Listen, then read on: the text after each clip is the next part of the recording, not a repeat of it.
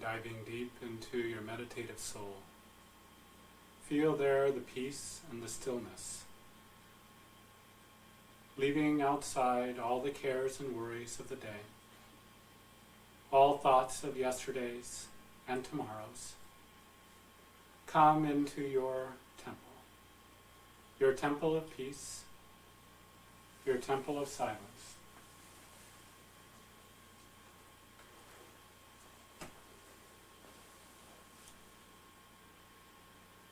Bring your full conscious awareness into that inner temple.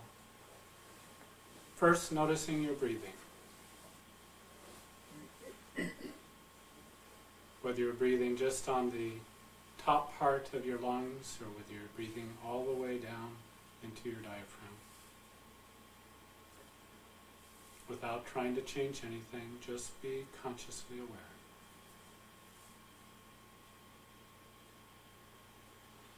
Then notice how you may be holding tension, or there may be pain in your body. Or you may feel pleasure or joy. Whatever the state, just simply be aware. Become the keen observer of what is.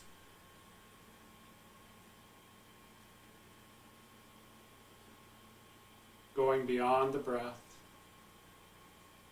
beyond body sensations, sense for yourself your energy body, that which extends out from your body about the length of your arms to your fingertips. Is it contracted or is it expansive? Is it agitated or is it peaceful? Is it glowing with light or is it of darkness?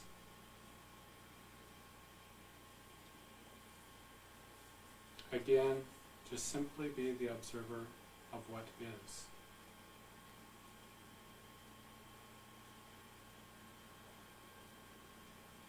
Going beyond the individualized self, experience yourself as being connected to a greater whole, the greater universal consciousness of which you are a part. An indissoluble link ties you to that universal consciousness. As you allow your mind to be released from the individual Atman or the soul, feel as though your mind is expanding into the omniscient mind that is aware and conscious of all of this world and beyond. See yourself in your mind's eye expanding that consciousness until you see this entire solar system.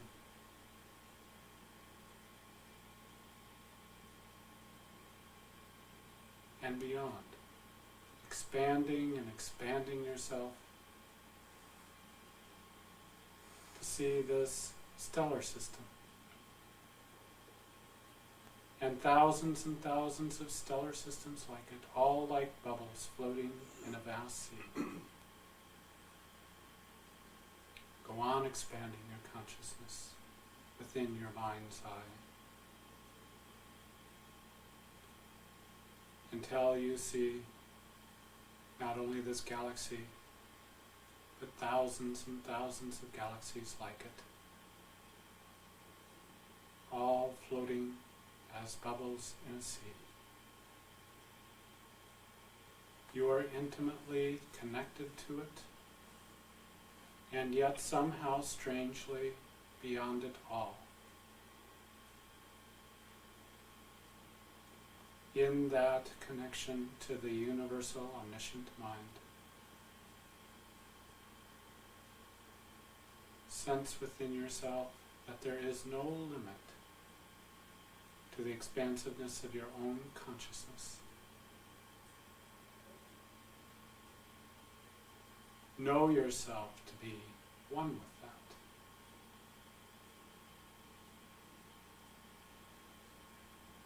Know that whether you are experiencing yourself as the individual Atman, the soul, or the universal Para-Atman, or the universal soul.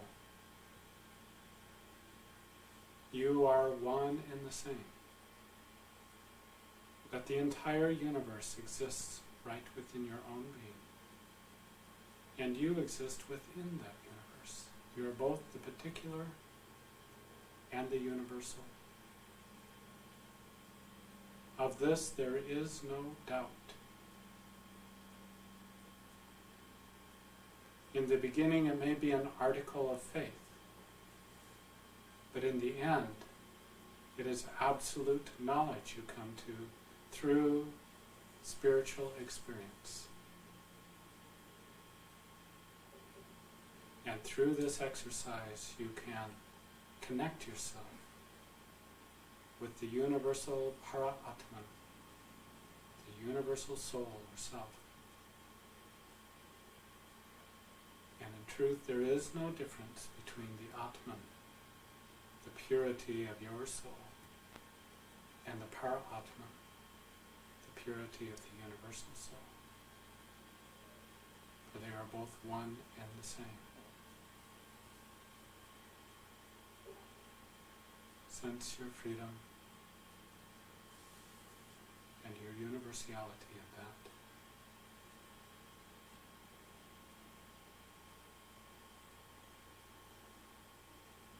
Make that your unshakable ground, upon which worlds and universes may be shaken and fallen,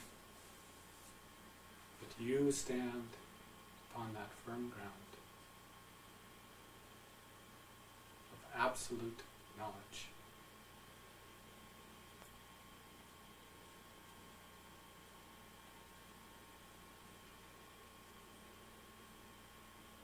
In the purity of your own soul, let us pray.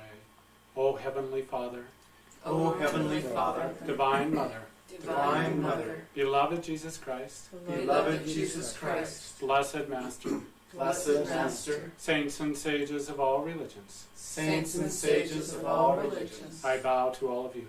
I bow to all of you. Free my life from all obstacles, Free my life from all obstacles, and give me physical, mental, and spiritual development.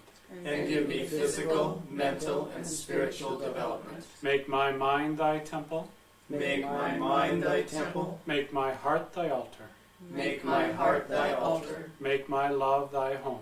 make my love thy home. Be thou the only King, Be thou the only King, reigning on the throne of my consciousness. reigning on the throne of my consciousness.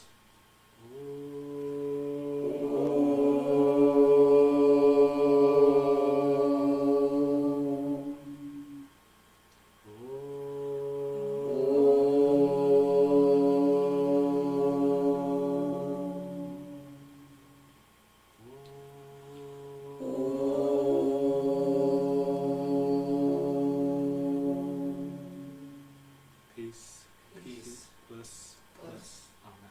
Amen.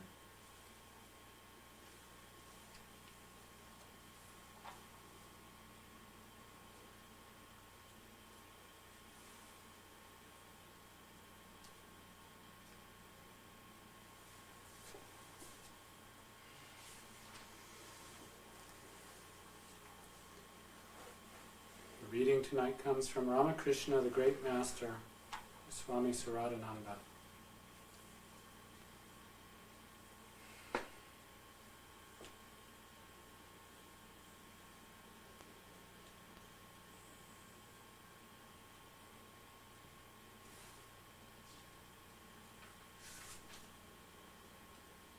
From now on, a series of extraordinary changes came over the Master's body because of the surge of this devotional love.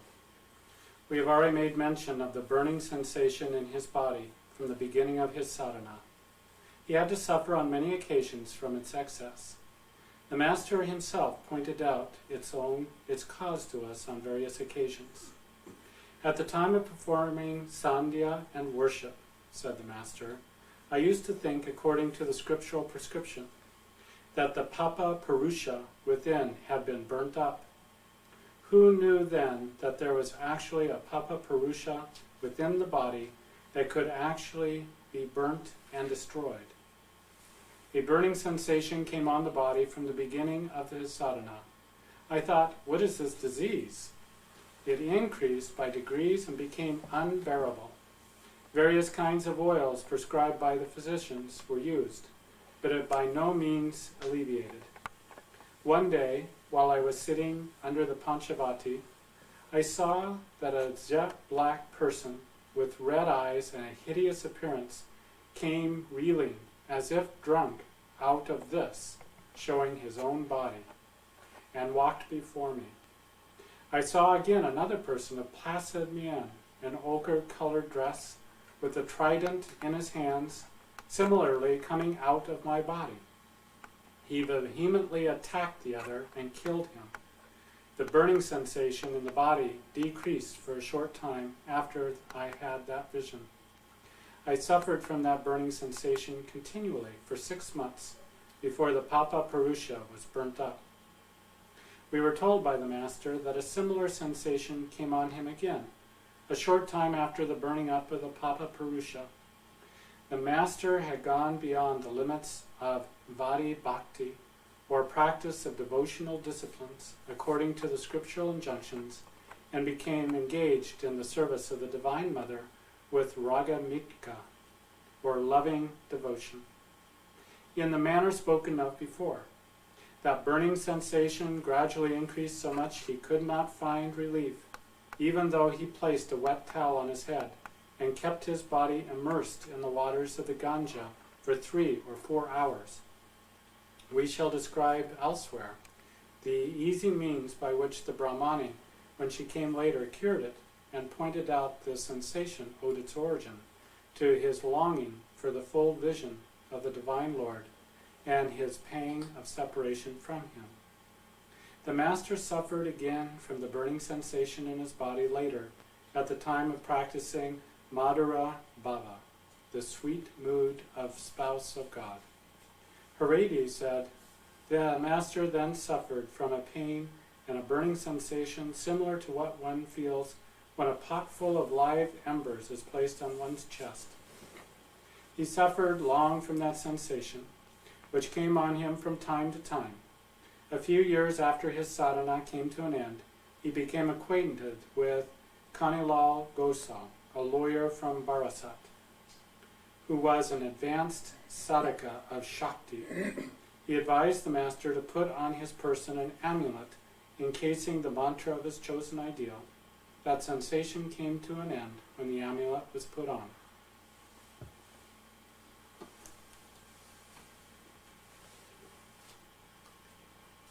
Scripture reading comes from the Bhagavad Gita, beginning verses of chapter 5. Arjuna said, Krishna, you extol Sankhya Yoga, the yoga of knowledge, and then the yoga of action. Pray tell me, which of the two is decidedly conducive to my good? Sri Bhagavan said, the yoga of knowledge and the yoga of action both lead to supreme bliss. Of the two, however, the yoga of action, being easier of practice, is superior to the yoga of knowledge, should be ever considered a renouncer. For Arjuna, he who is free from the pairs of opposites is easily freed from bondage. It is the ignorant, not the wise, who say that the Sankhya Yoga and Karma Yoga lead to divergent results. For one who is firmly established in either get the fruit of both. The supreme state, which is reached by the Sankhya Yoga, is attained by the Karma Yoga. Therefore, he alone who sees Sankhya Yoga and Karma Yoga as one, so far as their results go, really sees. Without Karma Yoga, however, Sankhya Yoga, or renunciation of doership in relation to all activities of mind, senses, and body, is difficult to accomplish, whereas Karma Yoga, who keeps his mind fixed on God, reaches Brahm in no time, Arjuna. The Karma Yogi, who has fully conquered his mind and mastered his senses, whose heart is pure and who has identified himself with the self of all beings, remains untainted even though performing action. The Sankhya yogi, however, who knows the reality of things, must believe, even though seeing, hearing, touching, smelling, eating or drinking, walking, sleeping, breathing, speaking, answering the calls of nature, grasping and opening, or closing the eyes, that he does nothing, holding that it is all the senses that are moving among their objects. He who acts, offering all actions to God, and shaking off attachment, remains untouched by sin, as the lotus leaf by water. The karma yogis perform action only with their senses, mind, intellect, and body as well, withdrawing the feeling of mine in respect of them and shaking off attachment, simply for the sake of self-purification. Offering the fruit of actions to God, the karma yogi attains everlasting peace in the shape of God realization, whereas he who works with a selfish motive, being attached to the fruit of actions through desire, gets tied down. The self-controlled Sankhya yogi, doing nothing himself and getting nothing done by others, rests happily in God, the embodiment of truth, knowledge, and bliss, mentally regulating all actions to the mansion of 9 gates, the body with 9 openings. God determines not the doership nor the doings of men, nor even their contact with the fruit of actions, but it is nature alone that functions. The omnipresent God does not receive the virtue or sin of anyone. Knowledge is enveloped with ignorance. Hence, it is that beings are constantly falling prey to delusion. In the case, however, of those who said ignorance has been set aside by true knowledge of God, that wisdom, shining like the sun, reveals the Supreme. Those whose mind and intellect are wholly merged in Him, who remain constantly established in identity with Him, and finally become one with Him, their sins, being wiped out by wisdom, reach the state whence there is no return. The wise look with the same eye on a Brahmin endowed with learning and culture, a cow, an elephant, dog, and a pariah too. Even here is the mortal plane conquered by those whose mind is established in unity, since the Absolute is untouched by evil and knows no distinction, hence they are established in the eternal.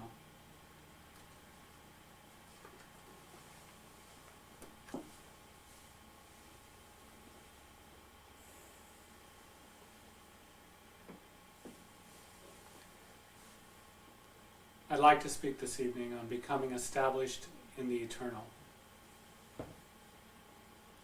Every one of us are drawn here tonight because we have a yearning passion for establishing ourselves in the Supreme, eternal presence.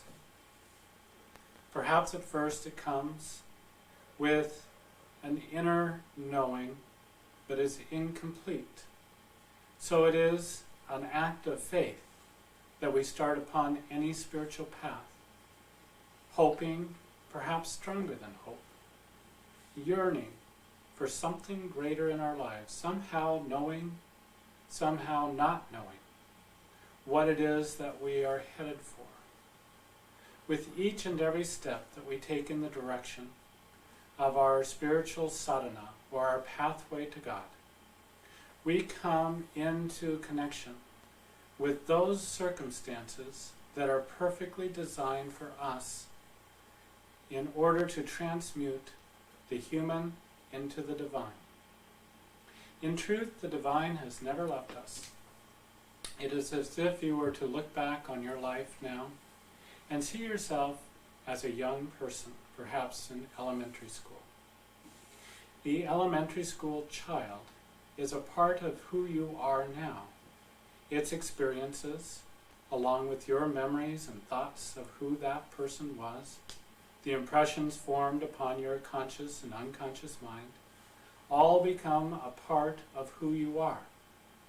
Yet, in the sense that time progresses, you are not a part of who that 6-year-old or 7-year-old or 8-year-old was at the time. You are beyond that, so you contain the former, but the former does not contain you. In the same way, you have come from Spirit, and in Spirit you are perfect, and you manifest the absolute consciousness that is of God. And that spiritual consciousness contains you. But you, in the human self, from the ego standpoint, do not contain the absolute spiritual presence.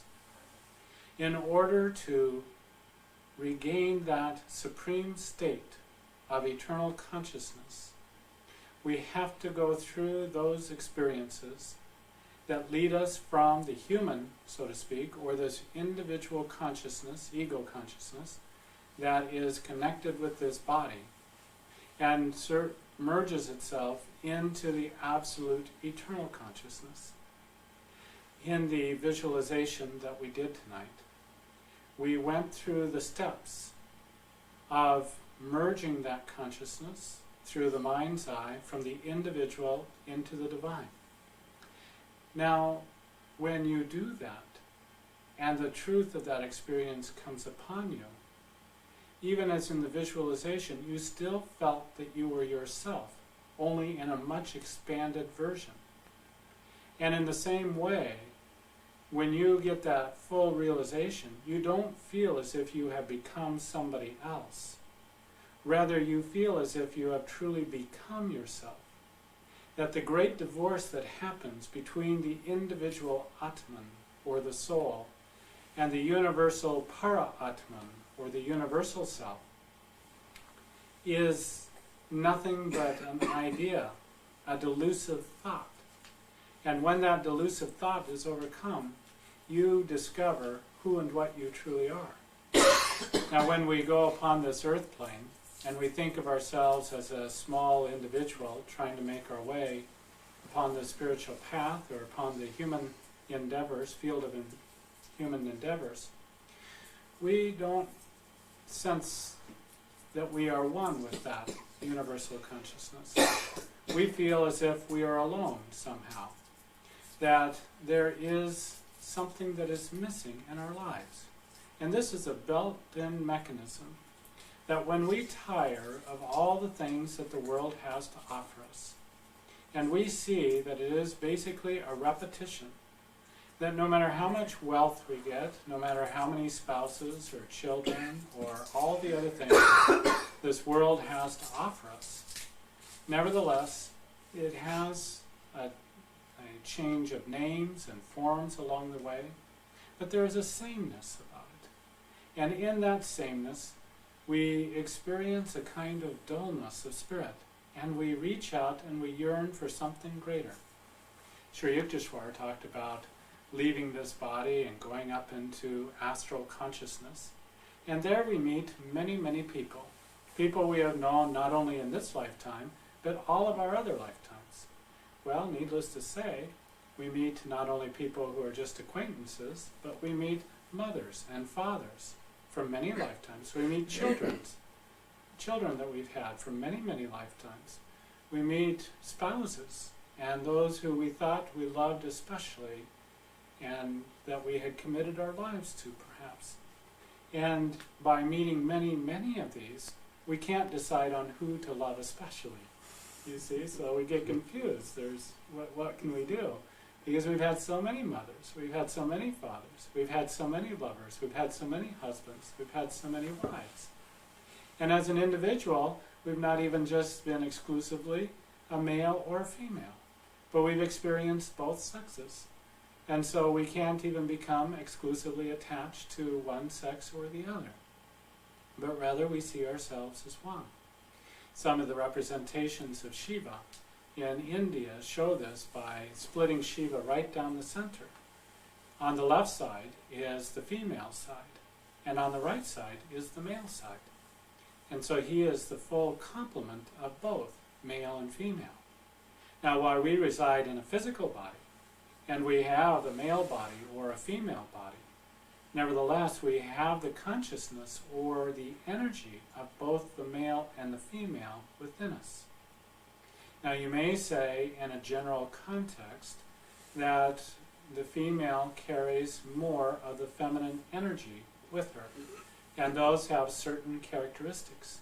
And men and males tend to carry more of the masculine with them. But through balancing our lives spiritually, we can come into a full balance of both the male and the female. Mother was a tremendous example of this. She had the full complement of both male and female. And while she had a feminine body, a female body, she had that feminine energy and she liked it.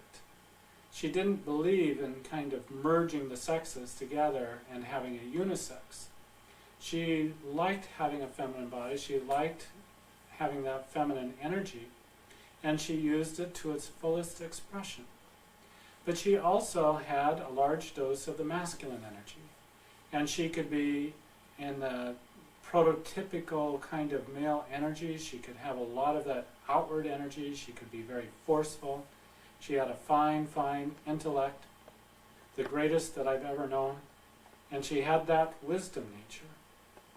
But she also had the archetypal feminine aspect, which was she had the love, she had the nurturance, she had the ability to make you feel as if you were her child and that she loved you exclusively. Now sometimes people hear her talks and they say, oh, she sounds a little harsh. And I realized after a while that she was speaking with the power of God coming through her and the tremendous wisdom. And it has that masculine aspect to it. And what those who listen to the tapes only don't get from her is the hugs that she gave afterwards. Because she would stand at the back of the room and she would give everyone a hug. And you felt as if you were totally encased in that love. I had an interesting experience one time when we were meeting at Bonnie's home. I stood in line waiting for my hug. When I got up to Mother, I gave her a hug and I looked into her eyes. And I felt myself as if I were falling into her eyes. And I held myself back. I realized that I just jerked myself back once again. And then I thought, no, this is why I've come. I want to know where she resides, who she is. And so I just felt myself falling and falling and falling. A very unusual experience. And it's one of those experiences. I had no idea how much time elapsed. It may have been brief seconds, it may have been a little longer than that. But this falling sensation occurred, and I just felt myself going with it. And finally, I came with a start right in my own heart center. And it was there that I realized that's where Mother truly resided, was right within my own heart. And so this great love came about. Now, Mother did her work everywhere and anywhere, and there's no rules that could describe her or that she prescribed to necessarily. One time, this was in the 1970s, and this deep dish pizza came into vogue. It hadn't been around before that. So a large group of us decided we had the opportunity, rather, to go out to dinner with Mother, and she wanted to experience this. And somehow I ended up being seated next to Mother, and we were eating this pizza. And she had this ability. Sometimes when I was in public with her and we had these lunches, she would be speaking to somebody. And even though I was sitting right next to her, and for all apparent reasons, I should be able to understand everything that she was saying, she had this ability to shield her words from me during that time. And I would even lean in closer to see if I could eavesdrop on what she was saying. No way, the words were somehow indiscernible by me. But she just, as if there was a cocooning shield of energy came around us, and I just felt enveloped in that, and I could feel her whole attention on me. And she looked at me very intently, and she said, "Why don't you love me completely?" somehow I knew exactly what she was speaking about. And I said, well, Mother, years ago I went through a breakup in a relationship, and it caused me a great deal of pain. And I hadn't even fully realized it until that moment when she brought it up. But I said, you know, I have not wanted to get hurt like that again. It was so painful to me at the time. She looked at me and she said, unless you can love God fully, you cannot have Him. Well, this was like a bomb going right into the center of my whole being, going off, and right in the center, and there's no way for me to ignore it. I knew the truth of what she said, and I had to be able to respond to it. It took me a week or 2 weeks of meditating on it and staying on that, struggling with this seesaw battle going on inside of me as to whether to open myself to loving her and, needless to say, the universal love more completely, or to keep that carefully built wall around my heart. And back and forth I went, and I finally came to the conclusion, enough. I will love completely, and if I get hurt in the process, so be it. Isn't it better to make the decision to love completely rather than to stay behind this wall, which not only keeps the pain out, but it also keeps the good out? And this is how I reasoned with myself. And so inside of myself, I made the decision to disassemble that wall and to open myself to love her completely. One of the interesting plays of Mother is that years later I was telling her that story, and she feigned not remembering it at all, which may not have any human sense. But when I told her that, she says, oh, did I say that to you? That was as if I was rather bold to do that, wasn't I? And this is the way that she played with all of us. And it was a wonderful play indeed. But it was a pinnacle moment in my own spiritual development, because if I had not made that choice, I know very definitely within me that I could not have continued to make progress, and I would have stayed stuck. You know, there are many things that come into our life. Each one of them are perfectly designed for us, and that is particularly true when we have made our stated intention to practice this sadhana, this pathway to God. Every situation that comes before us is either a test, or it is information for us, or it is a teaching of some nature. And everything that comes into our lives can be looked at in this way, that we have to encounter the divine again and again and again.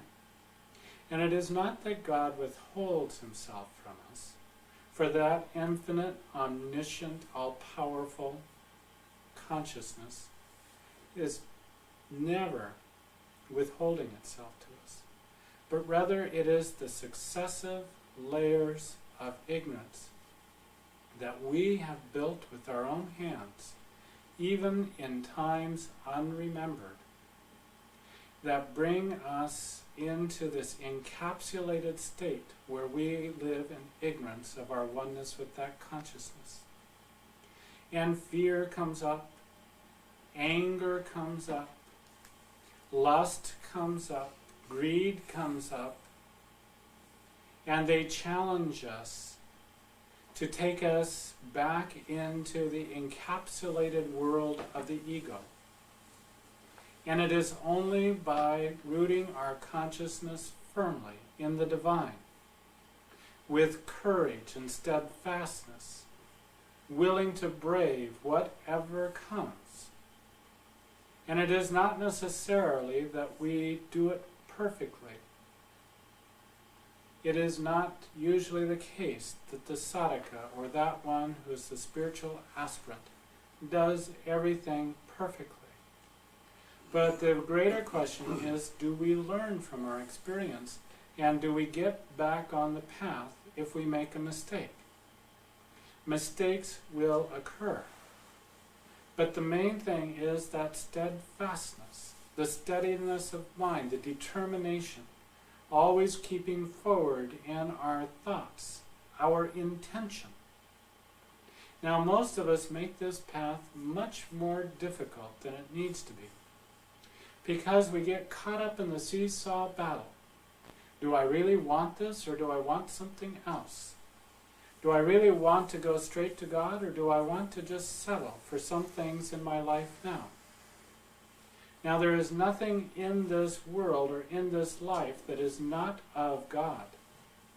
So situations and people are not necessary, it is not necessary to exclude them out of our lives by virtue of the fact that it is lacking the presence of God. But rather it is because of our own intuition. We know that that person or that situation is not in accordance with our spiritual sadhana. And we know that if we continue our association and moving down that path, that we will fall off the straight and narrow. That is the most expedient means for coming into our light being. So we make decisions every day, moment by moment, and it is our thoughts that is the first creative principle. Where do our thoughts dwell? What do they dwell on? What is the results of that dwelling? Now, all of us need to earn a living in this world, and we need to get through this world, doing a variety of activities, whether that's work or family or friends. So it is not necessary for us to withhold ourselves. As Krishna says in the reading tonight, the Gita, that the karma yogi is the one who can make the easier progress, because for most people to try to withdraw from the world and just to take their attention and focus it on God, everything comes at you all at once, and you find you can't concentrate on God at all. So it is better to be in the world, but not of it, and to continue to practice that. And through that practice, you eventually get better at it. You avoid the snares that the world has to offer you. And you begin to feel that certitude within your own being. You know, most people feel that certainty, that certitude, right starting with the stomach and going right up the heart center, right up into perhaps all the way out to the top of the head, perhaps just up to the neck center. So basically in the heart center, they feel their soul, their sense of self. And when they feel right about things, when they feel good about things, when they feel strong in their soul and their spirit, they feel a certainty right in the heart center. Now, if you observe yourself when you've gotten off track and your thoughts are scattered and your energy is scattered, you feel frayed at the edges.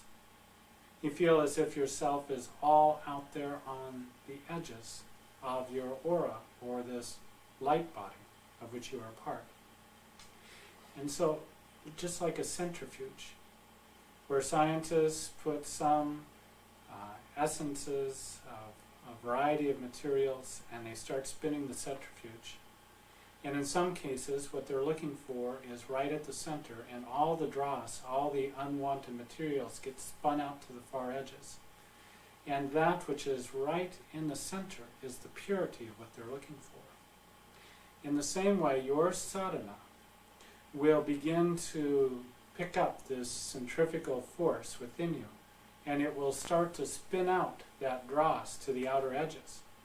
Now, if you're attached to those things, your consciousness will spread out with it, and suddenly you'll feel you're all out on the edges. And your energy will be frayed, and you'll feel out of sorts. You'll feel unbalanced. But if you keep your consciousness centered right in the midst of that center point of the centrifuge, then that purity of consciousness becomes more and more solid. It begins to grow. And so in this life, you keep your consciousness here at the heart center. You operate out of there.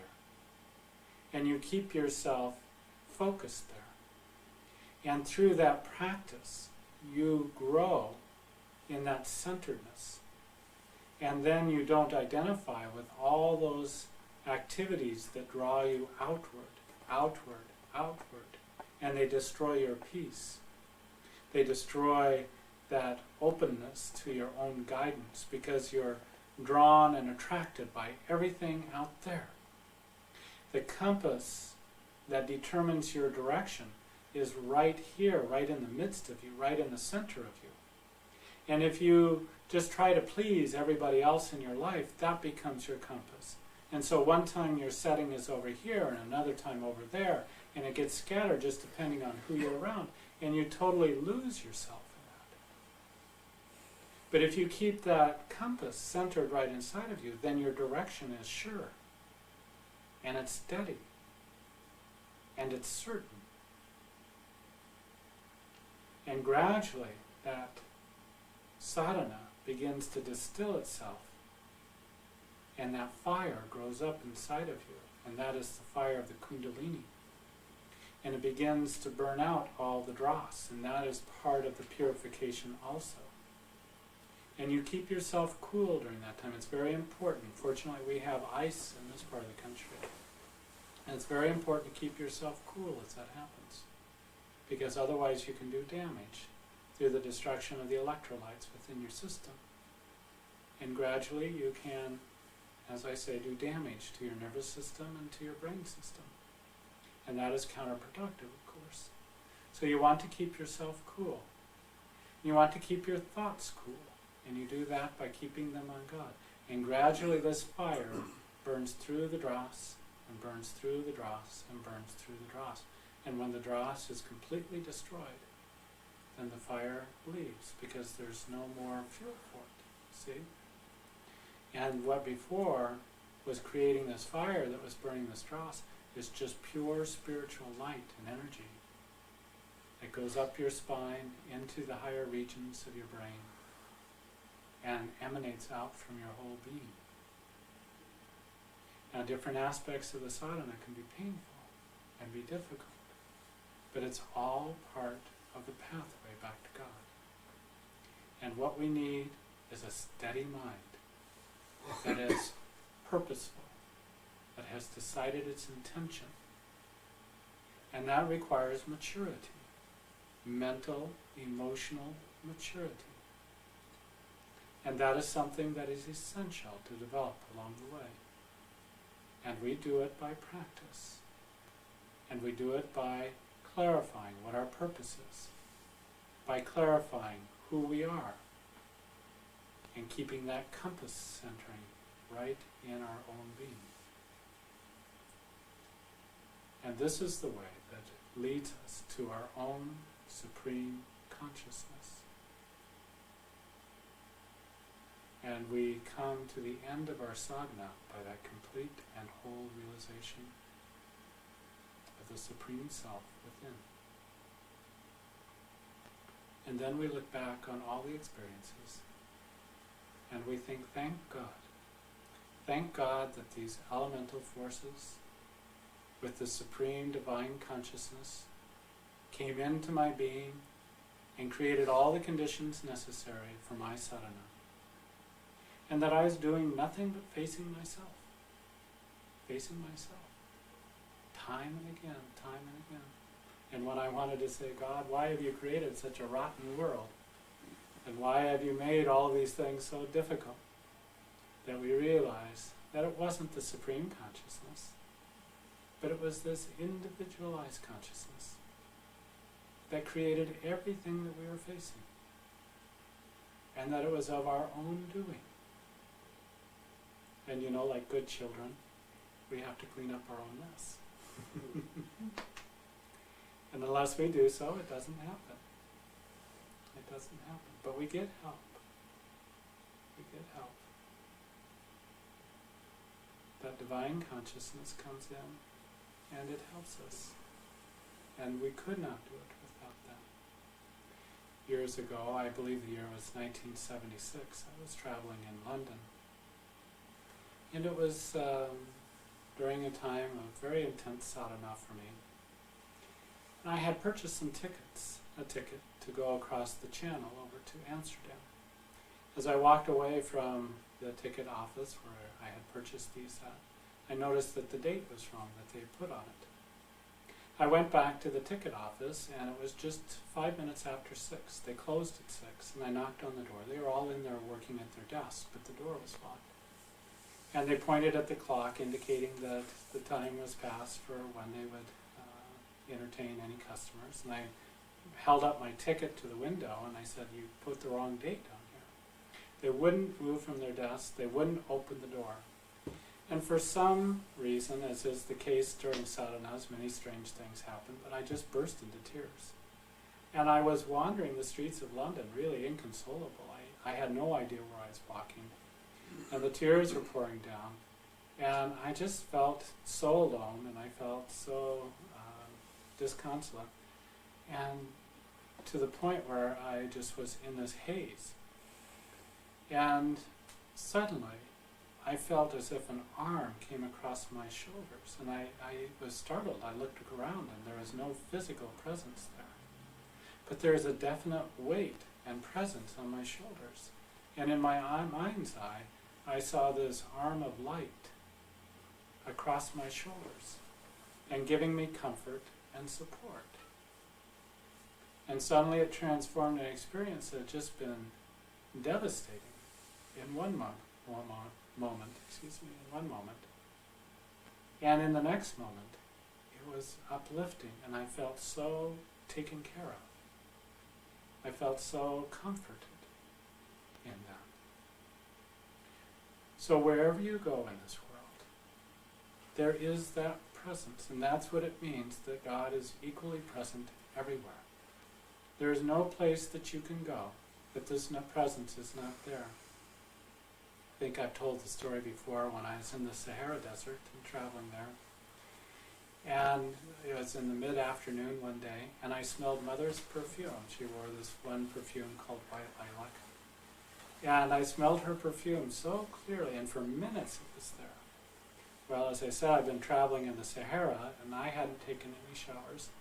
And I know the Arabs that I was traveling with hadn't taken any showers, so I knew it wasn't any of us who was exuding such a sweet fragrance.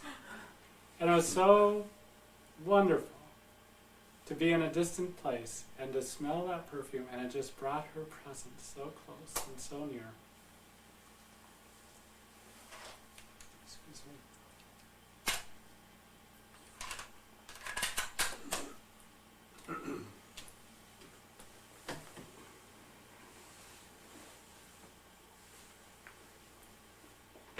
Brought that presence so close and so near. And so this is the promise that we have from all of our line of masters, living embodied in a physical being or not. And I've had many, many experiences with all these masters that prove to me beyond a shadow of a doubt that they are a living and very real presence.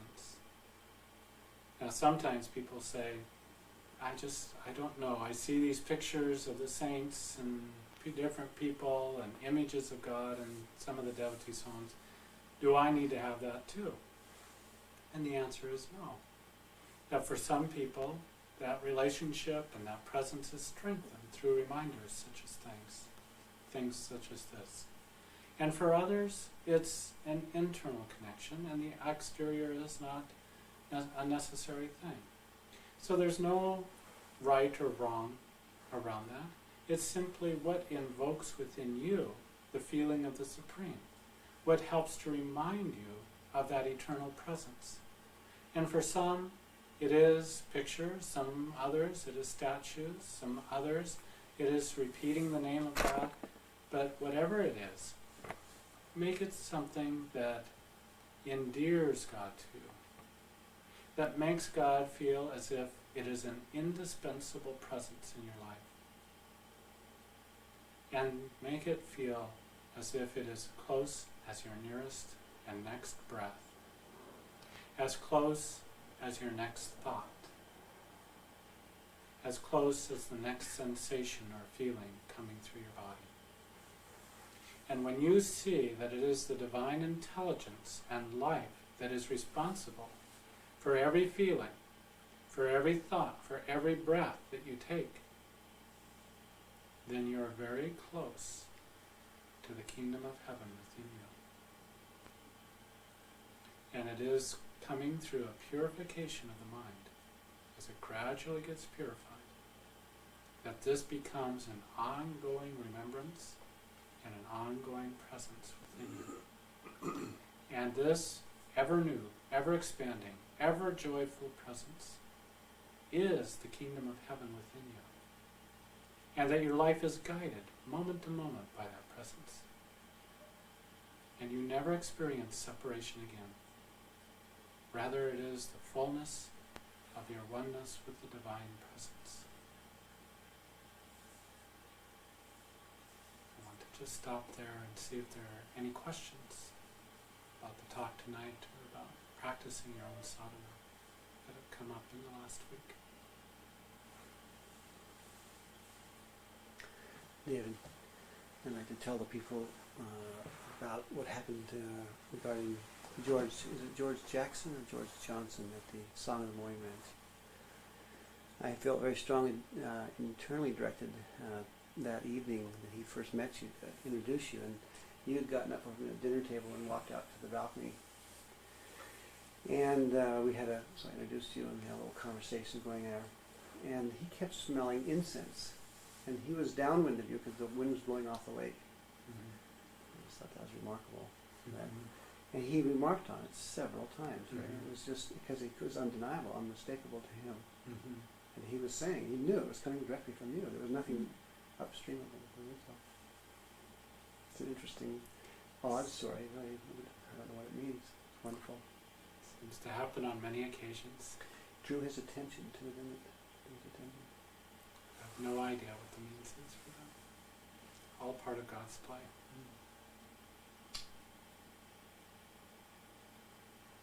That's the wonderful thing as you learn to trust and live in that consciousness, is that there is nothing for you to worry about. God is the doer, and you feel as if you are just a witness to everything that's done through you. And there's no trouble with feeling arrogant or egotistical about it, because the more that happens, the more you realize it's absolutely out of your own control. You have no knowledge of it, you have nothing other than to just be in awe of all the things that God does. It's the most fascinating, interesting life.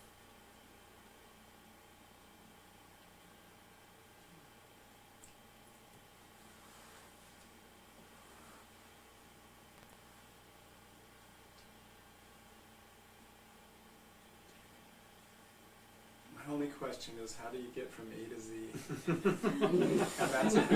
And that's a big question. 25 other letters. It might take a few more of these sessions here.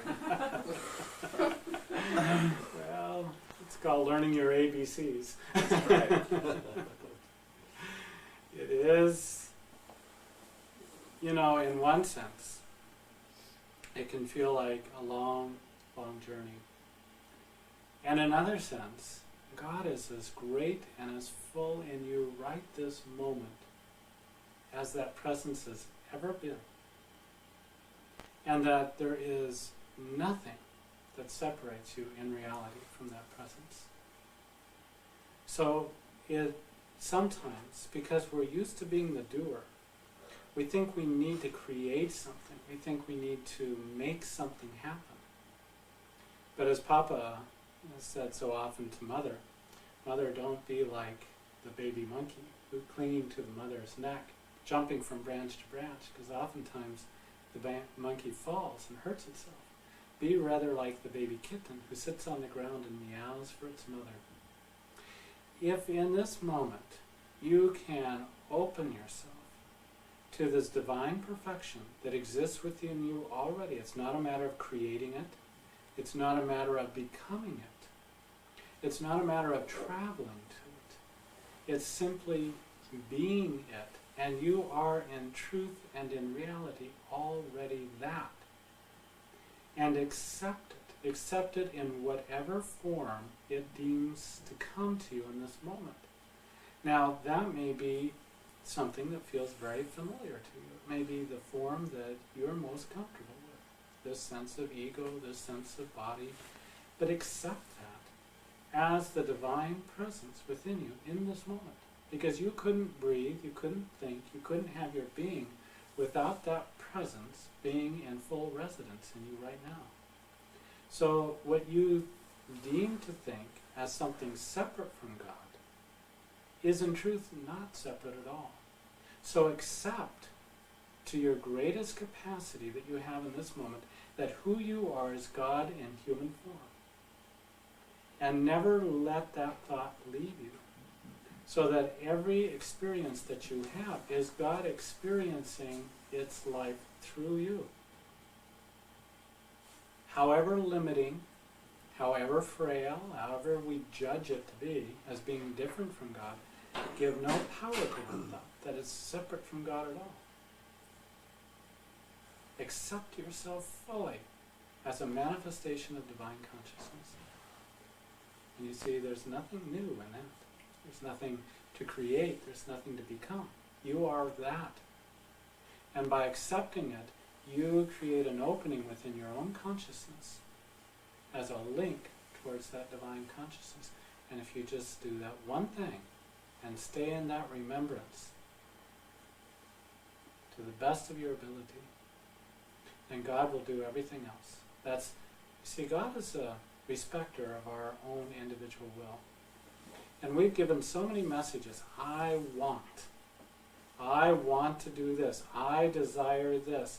And we're like this little 2-year-old whose mother is going, here, let me help. No, let me do it. I want to do it.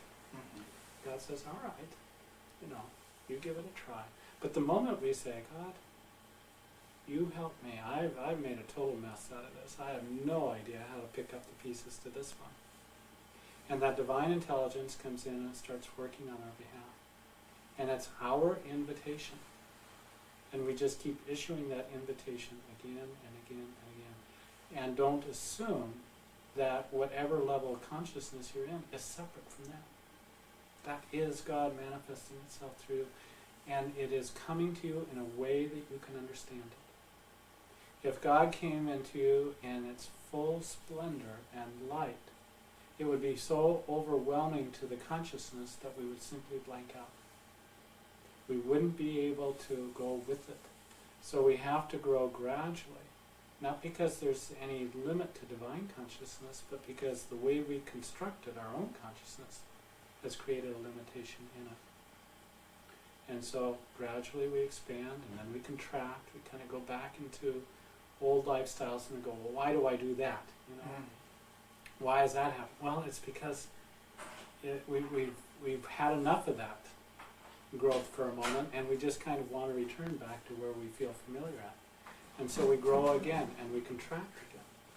And we grow once again, and we contract again. But each time we do that, we grow out a little bit more, and we contract a little bit less. But because we say, this is me, we don't even recognize the difference. Because, well, that's how it is. You feel it as a continuous sameness about it, even though it's growing each time. Because it feels so natural. Now, the expansiveness sometimes feels very unnatural, really stretches us. And so we just yearn to get contracted again. Then we say, oh, I fell from consciousness. Oh, that was so wonderful. What in the world would have possibly drawn me back into that? But it's our own unconscious need for that familiarity. But gradually as we do that, and so God is expanding you. And whether you realize it or not, you are a much different person than a year ago, or 2 years ago, or 10 years ago. And if you could see it, you would know.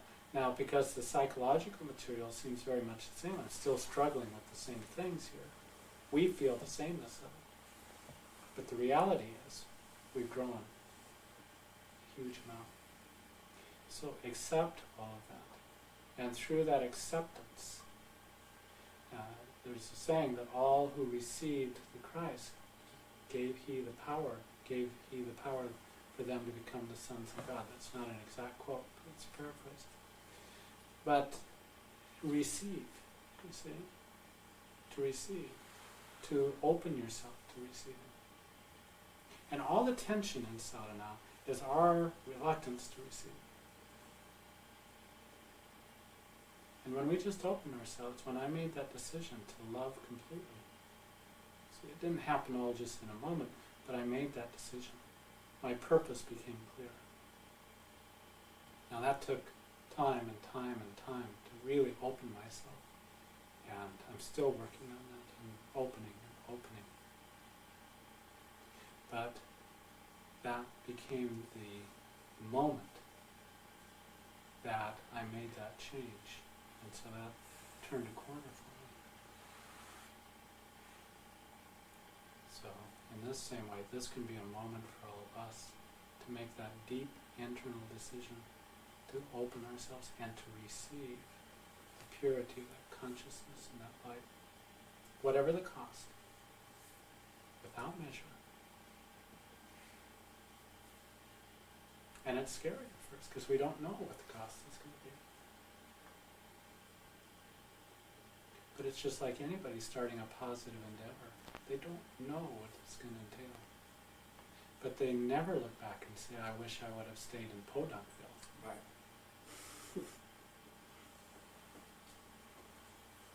Whatever came of it, they're glad they took the risk.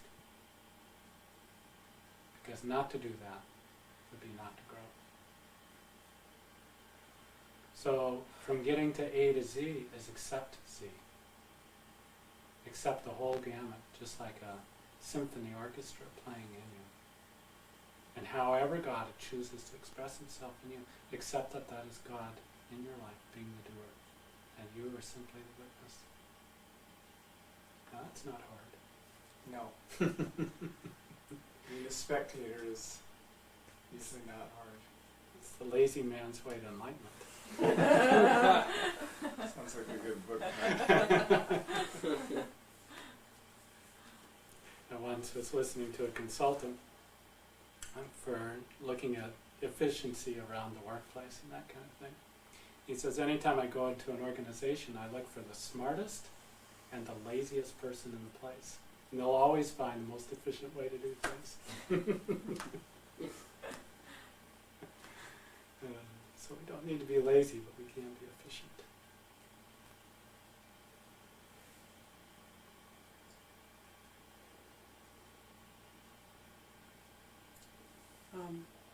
To passively wait for God to come to you is what I feel that you're saying, rather than striving. Well, But I'm thinking, I don't want to imply that it's passive in the sense that when you're being very active in the sense of being awake and aware, it's not just simply saying, well, I don't need to expend any effort here. But the effort is in internalizing your consciousness and attuning yourself to divine consciousness. And then to the greatest ability on your level to work in concert with that consciousness. So in that sense, it's an active role. But it's not the reaching out and grasping for things. I need to go out and find God. I need to make this happen. I need to create a divine sense of myself. But rather, your work is in being receptive. And that's no mean task. But also to see God as the doer. But you yourself are doing everything in your power to open yourself to that doership working through you. So in a sense, it's the difficulty of these things, that it's the paradox. Everything that can be said for one side of things, you can say for the other side of things. So, in one sense, it is being the receptive one, and you're observing what is happening through you. But that takes a great deal of attention. And on the other hand, you're seeing what is really the mover inside of you is being the doer, and you're not the doer. And on one hand, it's the razor's edge, and you use every ounce of your will to make it happen. On the other hand, everything is done for you and through you. So everything that I could say about the path on one side, I could equally say on the other side. So it's all happening simultaneously. It's all happening simultaneously.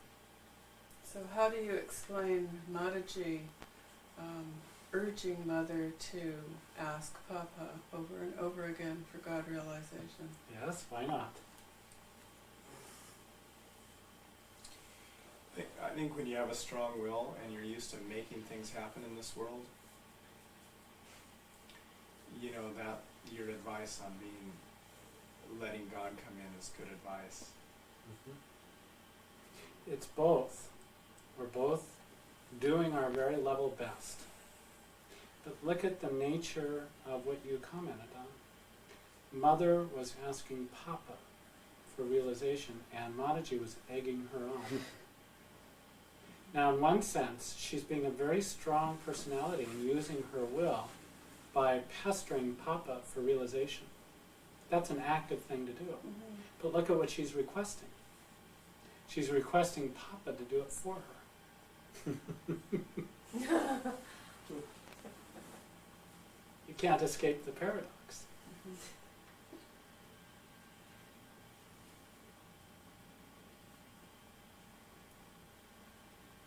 One of my favorite paradoxes is the idea that Gandhi was using the threat of violence through his nonviolent means, in that people knew that if he died from a fast, there'd be mass violence in the streets, and that's what made his life so of paramount importance to everybody concerned. And he had to know that. He had to know that that was the motivating factor. So the man who preached absolute ahimsa, nonviolence, was using the threat of violence to bring people together for a peaceful purpose.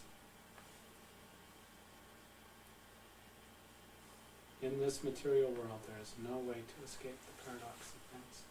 And that's why the mind, the human mind, is incapable of knowing God, because God contains both sides of the paradox. And we can only identify with one side or the other at any moment in time. Yes. It's only in the universal omniscient consciousness that can contain simultaneously both sides. And that's where we come at rest, in that supreme consciousness. And that's how we attain to that. But we're supposed to come at rest when we're meditating. Yes?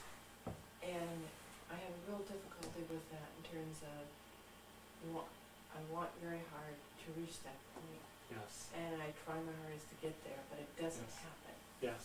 So what do I need to do more to bring myself to that place? So I can't make it happen, I have to wait for a state of grace for it to happen?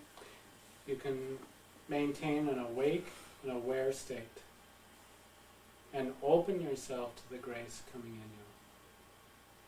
So rather than running after it, Master's beautiful poem where he closed his eyes and he saw the burning candle, and as he saw the taper, he ran toward it, wanting to get with everything in him. And the harder he ran after it, the more it receded from him. This happened time and again. Finally, he got it. He saw the burning taper. He remained quiet and got even more quiet. And the more quiet he got, the stronger the candle burned, until finally it was blazing inside of his consciousness. So at one hand, it's an active participation of meditation. We're bringing the mind back. We're bringing the mind back. We're being aware.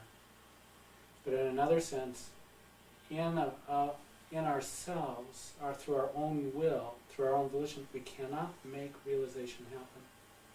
We can merely receive it. We can accept it. By being awake, by being aware, by making our intention clear that this is what we want. So that aspect of it, the control of that, is up to God when He gives you the next step. Yes. So you just have to wait. You get yourself to the door. It's up to God to open the door. Those who knock, I will open the door. They will come in and sup with me, and I with them. Well, I always The Christ consciousness opens the door. But we get there, and we get ourselves to the door, and we knock. After that, we have to surrender it, we have to let it go.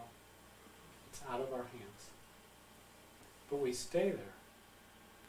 There's a story of a Tibetan, sometimes they take these yogis or these lamas at very early ages. He was 7 years old. His father delivered him in front of the monastery, and there he sat. And he sat. He's sitting in meditation posture. He knew he couldn't go home. Very harsh test, 7 years old. He sat there for days. No one bothered to come and get him. And finally somebody came out and got him and brought him into the monastery. Now we might say that's a cruelty to do that to a young child. This soul was prepared for it, and there they sat, waiting for days. No food, no water, nothing. And finally they came out, and then he was accepted. Well, I understand the concept that you have to, I'm in a bind. I understand the concept that you have to surrender your desire in order to receive your desire, because life shows, you hear all the time. I didn't get this till I wanted it for so long, and then I finally gave up, and then I gave up, I got it. So I know it's a law of life that happens that way. So I tell God, okay, I want you, but I can't put a stranglehold on you, so I have, but how can you honestly say, well then I don't want you? I mean, how do you release the desire? And You don't say, I don't want you. You say, I want you, and you have instilled that desire in me. And it is indeed you who are awakening yourself within me. And it is by your power that I even have the desire to want you. And it is by your power that I have the capacity to stay on this path. And it is by your power and by your will that I can, by your agreement, by your willingness, accomplish the goal of this realization. So while you experience that will as coming through you,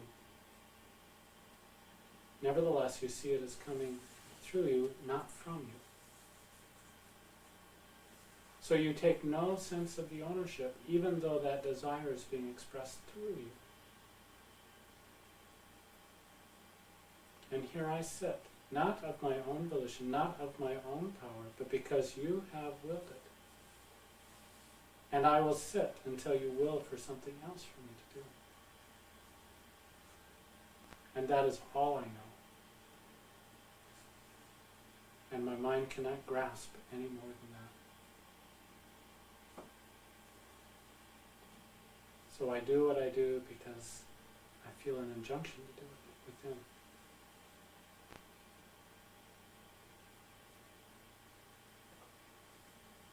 And that's all that we can do. And that's everything. Because once we let go of the idea of doership, and it doesn't go easy, that is what most of sadhana is about. It's trying. And then finally saying, I can't do it. But not just mentally just saying I can't do it, on some deep level. Saying, it's not mine to do. I've delivered myself to the door. It's up to the Supreme Consciousness to open that.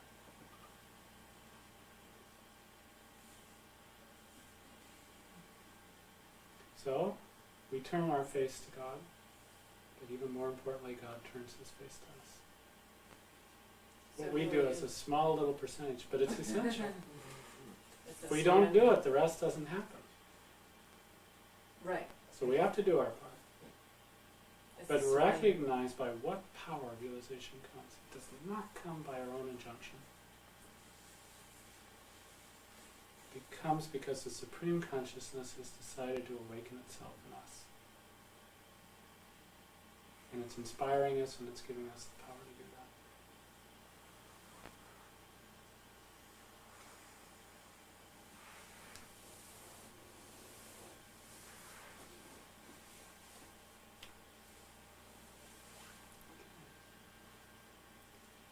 Shall we have a closing prayer?